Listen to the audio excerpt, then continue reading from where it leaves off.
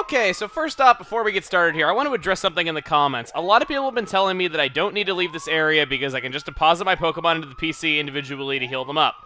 Well, how about we time this? We shall see for a fact which way is indeed faster, because I think going to Mount Battle and just healing up is faster, so let's see. We're doing a side-by-side comparison showing how long it takes to do each of them, the minimum amount of effort it would possibly take. So, let's go ahead and do the...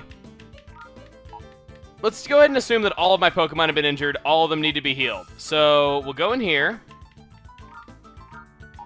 We'll deposit each of them. I'm also using the Y button in the PC to make this go as fast as possible, so that I don't need to do anything else. Let's do this, because everybody's been pestering me about this, telling me that I can make it go so much faster if I just do this. So we're sitting through it. I'm trying to see like which way is technically faster. It doesn't matter how you go out of the lab, obviously, because, well, you know, it is the same way either way.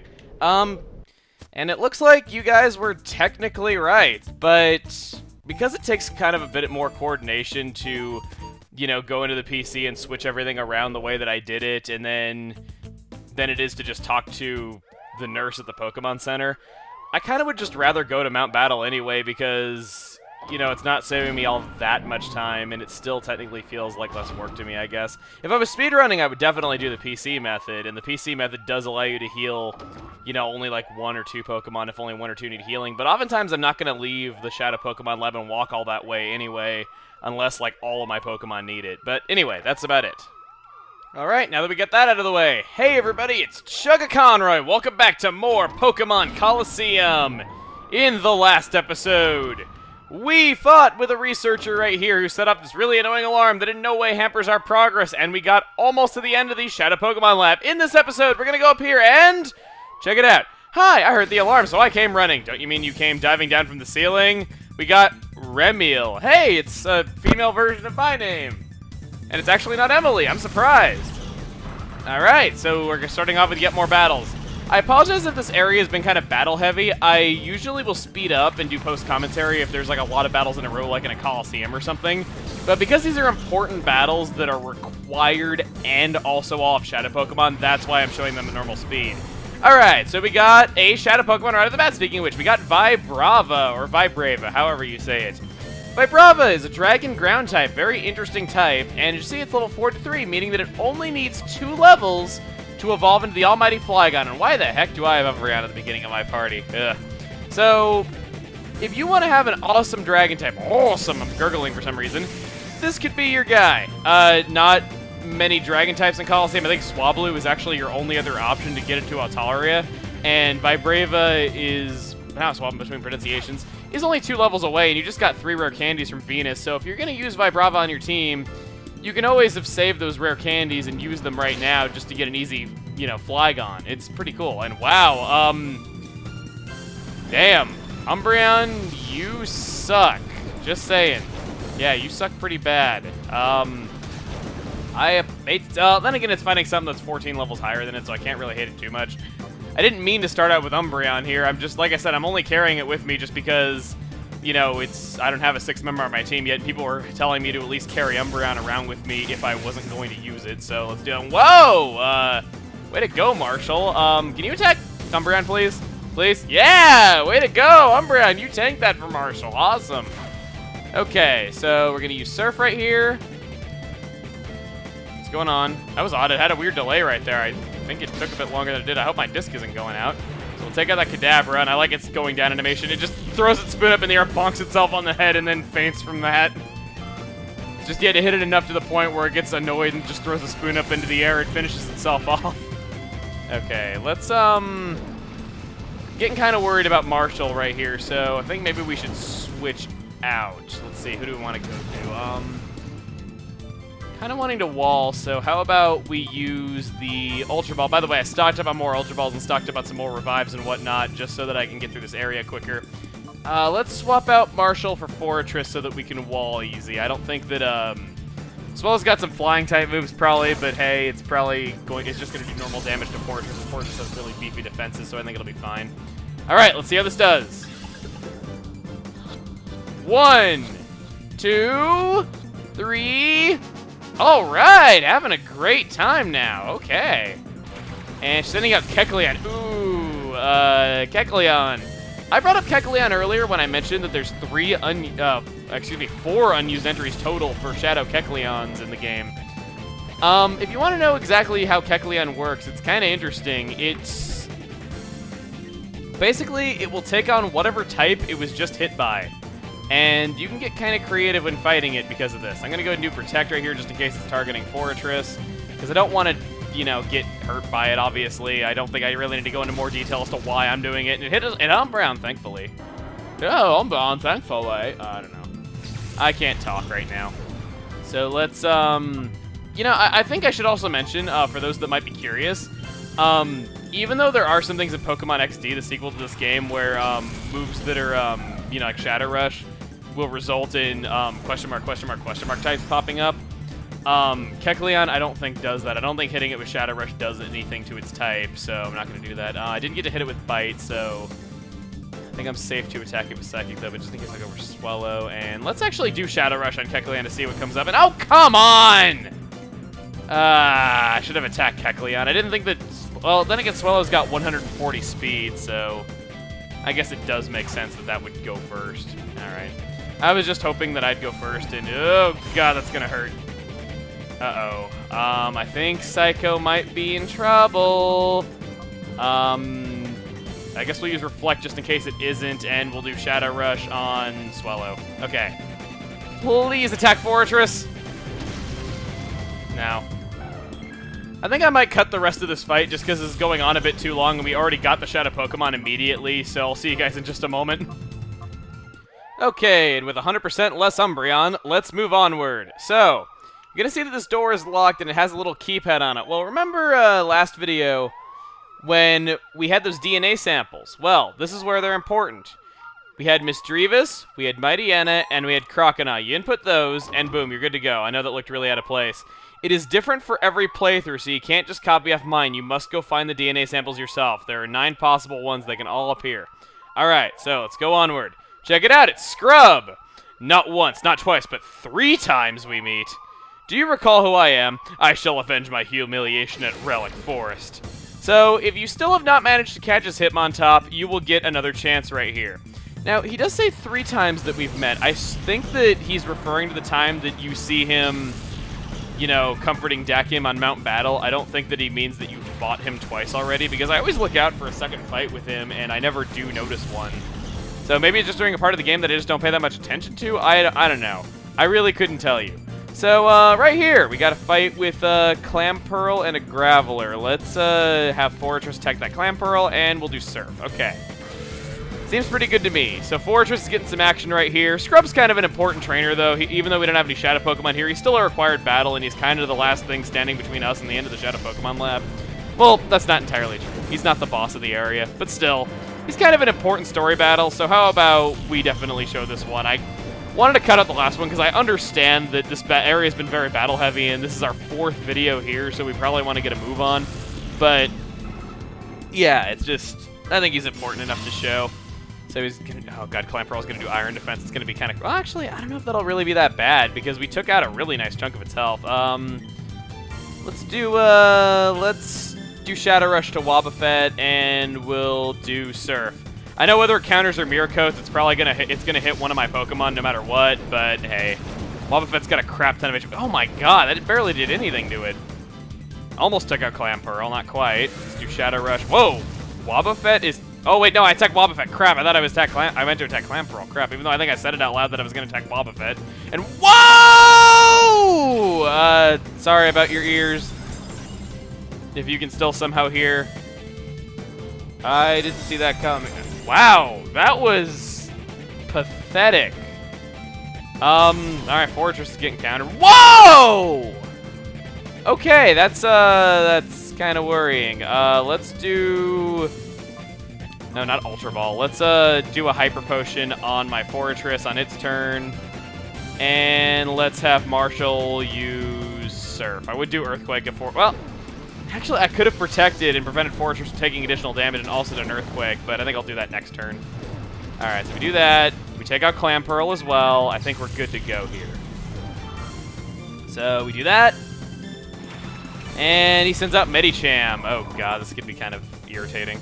Okay, good. Okay, not bad. I don't know if you have to actually target the enemy with the opponent with counter. You might. I don't know for a fact though. But either way, let's do Earthquake. Protect and Earthquake strategy. I'm so glad I got to show this strategy because it's probably the best thing you can do in double battles to do high damage for each turn.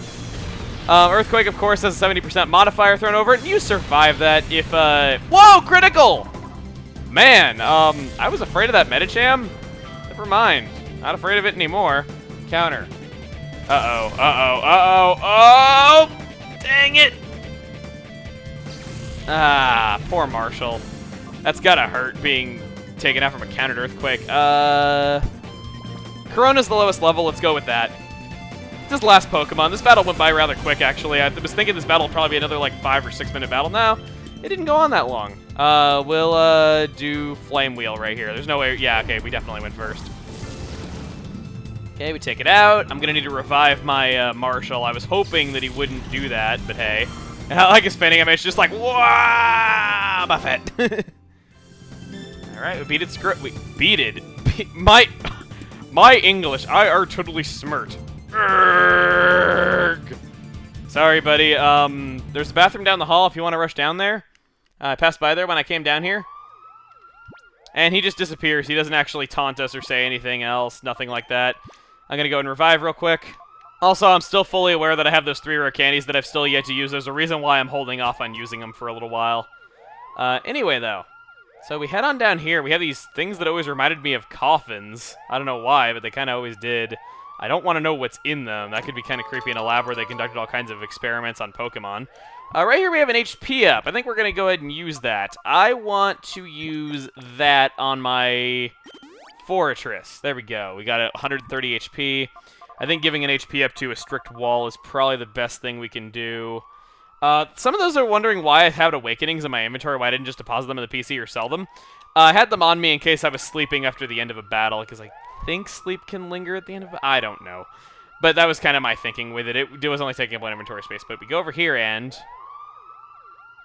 Good. The disk has been scrubbed of all data. That's done.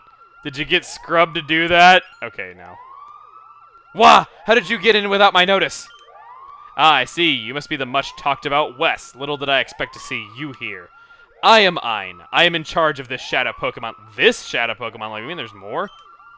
No one must be allowed to interfere with our Shadow Pokemon plan. I won't allow it. Let me acquaint you with the power of my Shadow Pokemon!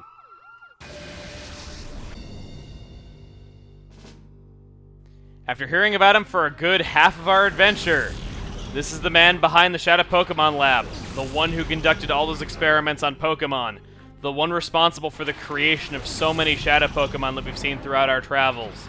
This is Ein, leader of the Shadow Pokemon Lab. He's going to start off with Lantern, level 47, Water Electric type, Volt Absorb for the ability with the moves Rain Dance, Hydro Pump, Confuse Ray, and Thunder, and Huntail. Level 47, Water type, Swift Swim for the ability with Confuse Ray, Rain Dance, Surf, and Bite. His main strategy, if it was not clear by this point, is that he likes to use Pokemon that benefit from rain. His team is almost entirely based on rain.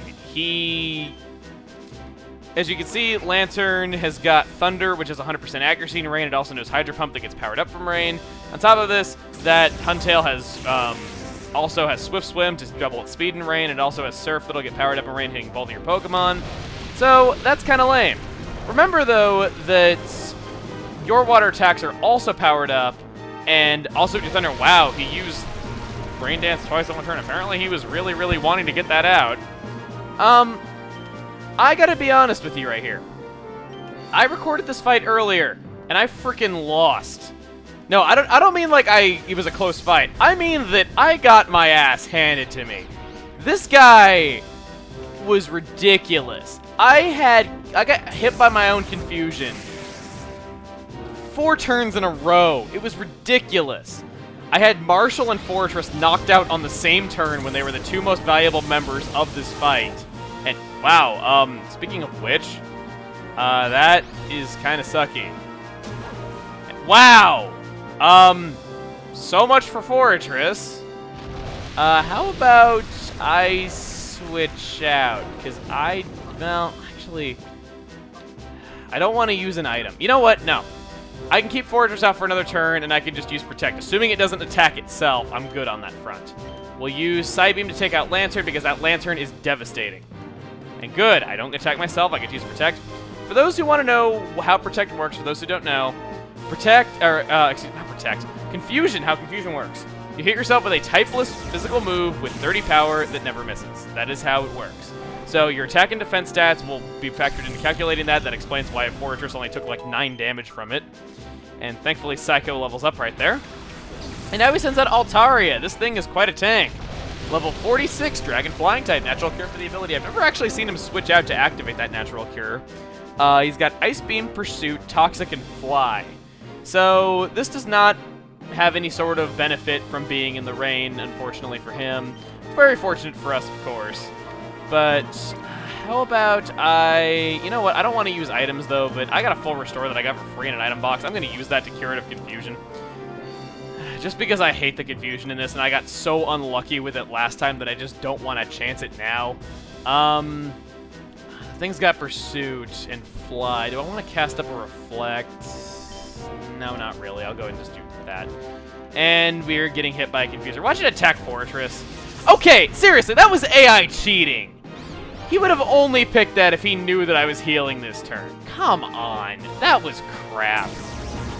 Alright, we'll attack that Altaria. Whoa! That did more than I was expecting. Altaria is quite defensive, as I proved in my Emerald Let's Play, and I really should have thrown up a Reflect. That would have beefed up both S. Whoa, whoa, whoa, critical hit. Okay, so that's how much it would have done had it switched out. So I guess at the very least I know that Espeon can switch out and that it's not a doom situation. Let's see. Healed last turn, so we'll do Protect this turn. We'll do Psybeam on Altaria once more. Okay, I think we're good to go. No, we're not. No. Why did I even speak up? I am expecting to have a horrendous run of this fight, because my run last time was just dreadful. Okay! I don't know what you were hoping to accomplish by biting Fortress, but I'm not complaining. I will take that. Even though it would have been super effective on Espeon, I am very glad that you thought that it was a good idea to attack my Fortress with it. Alright, doing Pursuit once more on Espeon, I presume? Yes, it is. Okay. Now, okay, the rain stopped, so I think that Huntail is probably going to cast the rain back up again this turn. I don't think that I can KO it before it does that, so to protect this turn on Fortress, we'll do Psybeam to finish off Altaria. Okay, not 2 turns in a row. We were luckily able to do that. Okay, Psybeam on Altaria, finish it off. We're doing quite well this time in comparison. Sorry about that. Had a coughing fit right there. It's odd because I rarely ever cough in recordings. I very seldom do. I don't even edit them out when I do. I think I did once, but I don't really do it that often. But anyway, beside the point. Golbats. Level 48, Poison Flying type, Inner Focus. This Pokemon will not flinch. Moves Confuse Ray, Bite, Wing Attack, and Toxic. As you might guess, when he's not confusing you, he likes to use Toxic as well. I rarely have him do it on me personally, but I've heard of horror stories of him confusing and using Toxic and it just being annoying to get rid of, to say the least. I keep saying to say the least a lot. I don't know why I keep saying that. Let's Shadow Rush that Huntail. Let's use Psybeam on Golbat because I want to at least weaken that Huntail a little bit because that's a Rain Dance user, and I don't want that Rain Dance up at the end of this fight because I know what's coming at the end of this fight. And for those of you that have played the game before, I think you know exactly what I am talking about. You would not... Whoa! Wow. I wasn't expecting that. No complaints, though. But here we go. Ein's last Pokemon is a Shadow Pokemon. As you would guess, we got Raikou. Raikou is a fast special attacker. It's pretty much as simple as that. He plays very similarly to Jolteon. He's not quite as fast as Jolteon, but he packs more of a punch. He comes knowing Shadow Rush, Leer, Quick Attack, and Thunder. Shadow Rush will become Rain Dance when purified. Its main strategy is that it's going to try to benefit from the rain that Ein is putting out onto the battlefield, and then follow up by using Thunder because it has 100% accuracy in rain. And when you get one for yourself, you can do just the same on your team. Because of this, it is an extreme powerhouse character, and is probably the most usable of the 3 legendary beasts that you can obtain in Colosseum. But Suicune is still a valuable part of any team, so I'm not knocking Suicune, don't worry. I'm also not knocking Entei. They're all good for their own reasons, but I find Raikou personally the most helpful because it's much easier to get a Rain Dance out because there's a TM for it in the game, and these are double battles. So we're going to have to deal with that. We're going to deal with the fact that it's currently raining. I'm going to go ahead and do Protect, and I will attack using Psycho. And I am... Well, I was going to say that I'm surprised I'm doing so well, but that means that Fortress is going to get hit by Thunder now from that Raikou. That's going to hurt. Bite, who you biting? You are biting Fortress. Okay. And, okay. For those of you that might be correcting me on Raikou's name, I want to point out that Raikou has 2 official pronunciations. It has been referred to as both Raikou and Raikou officially. Raikou is how I personally pronounce it because it has multiple official pronunciations. You can pronounce it however you want. Pokédex 3D sides with me on saying it Raikou, so I feel like that's kind of the technically more official pronunciation, but both are perfectly acceptable, and I will not begrudge you for calling it anything different. I'm going to send out Marshall right here, because that Raikou's only got Shadow Rush and Quick Attack to hit it with. Now, I didn't get to use Marshall early on this fight. I was saving him in case I had a horrible run again. But just saying this, if you picked up Quagsire, you were going to have an awesome time in this battle. He is not that difficult as long as you're not having a super unlucky run if you got Quagsire on your side. Quagsire is honestly fantastic to have for the fight against Ein. He has Water Absorb, so those water attacks that are powered up by Rain Dance are not going to hurt you in any way, shape, or form. You're going to get healed by them. And on top of that, that 100% accurate Thunder, yeah, Quagsire is Ground type. It's going to be completely immune to it. Really, the only thing that he can do to it is confuse it and poison it, and, I don't know, bite it and Quick Attack it? Seriously? Yeah. If you got a Quagsire, you should not have a hard time with this fight. I got incredibly unlucky when I lost, so I'm not going to attribute that to Quagsire sucking. I'm going to attribute that to my luck being terrible. So, Psycho goes down right there. We had only 2 faint in this battle, and he's down to his last Pokemon. So, I'd say... Okay, I probably shouldn't say this. I really, really shouldn't say this out loud. But I think our chances are probably the best they have ever been for catching a boss's Shadow Pokemon. I'm going to do Yawn right now. We're going to put it to sleep. We're going to soften it up a bit. Alright, I also got Affection knowing Pain Split. Pain Split's really good, though, because it will add up your HP and then divide it evenly between the two of you. I'm going to do... Amnesia's not really going to help. I could do Earthquake, but I'm worried about that. So you know what? Even though it's at full health, I think I'm going to chuck an Ultra Ball this turn. Just because I can't really think of anything better for Marshall to do, and I'd rather weaken him using Affection. So we're going to do Shadow Ball. And the reason why I say that Pain Split is so good is because if Raikou is about to faint, I can use Pain Split if Affection's got a lot of HP, and it will effectively heal my ally because it adds up your HP and then divides it evenly. So think of it as Bowser Revolution. And, it only shook once. Not that I'm really surprised. I just figured that I would do that this turn because I have nothing better to do. And I feel like it would be a waste to just do Call on that turn when I could just throw a ball. Well, technically I'm throwing 2 balls. Oh, great word choice. Gonna do Shadow Ball. Now I'm worried that it's going to get a critical. Luckily, the rain has stopped there, so I don't have to worry about Thunder being 100% accurate anymore. Raikou fell asleep. Okay. Let's use a ball on Marshall's turn. I'm going to do an Ultra Ball once again. I want to use those Timer Balls because they're probably your best bet. And I'm going to do Psybeam. Actually, I'm so nervous. I'm going to do Pain Split to be on the safe side, so that won't critical. Because I'm so nervous that I'm going to get a critical hit and I'm going to KO it. Because I want to catch at least 1 boss's Shadow Pokemon on the first try. I don't care which one it is. 1! Now, broke out even though it's asleep, and that really shouldn't happen. It really doesn't make any sense, but, you know, that is an age-old argument. No, it's a decade-old argument. No, it's more than a decade-old argument that it makes no sense for Pokemon to break out of balls when they're asleep. Everyone always wondered that as a kid, how that even works. And people will continue to wonder it well into the next 1,000 years of video gaming. I'll do Call this turn, and on Affection's turn, I will use the Call. So I'll do that. Okay, let's do that. Here we go. Throwing the Ultra Ball.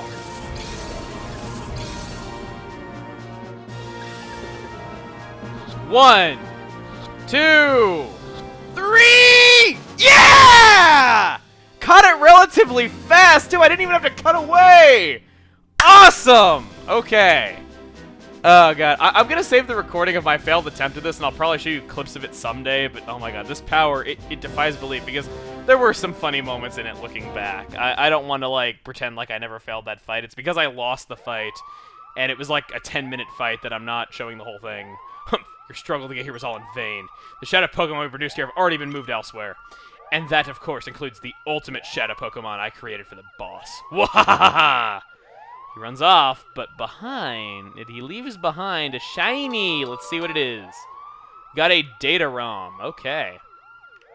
You know that's illegal in the world of video games. Okay, no, I'm not going to make that joke. Well, no, I already did make that joke. He leaves behind a TM26, which will be... Earthquake! Yeah, he leaves behind arguably the best TM in the game.